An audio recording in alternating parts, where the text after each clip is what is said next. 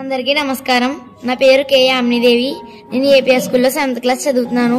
నేను ఈ రోజు కంప్యూటర్ క్లాస్లో ఏం నేర్చుకున్నానంటే టోటల్, యావరేజ్, మినిమం, మాక్సిమం నేర్చుకున్నాను. ఎలా చేయాలో చెప్తాను.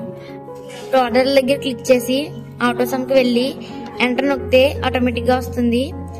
ఇక్కడ black colour symbol double click చేస్తే మిగతా స్టూడెంట్స్ కూడా వస్తుంది.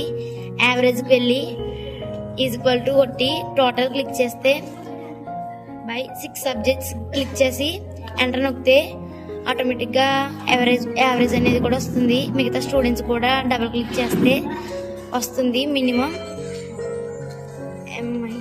క్లిక్ చేసి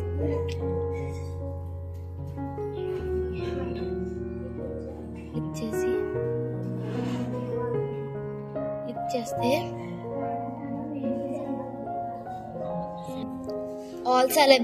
ఆల్ సబ్జెక్ట్స్ సెలెక్ట్ చేస్తే ఎంటర్ కొడితే మినిమం అనేది వస్తుంది. మిగతా స్టూడెంట్స్ కూడా రావాలంటే డబుల్ క్లిక్ చేయాలి.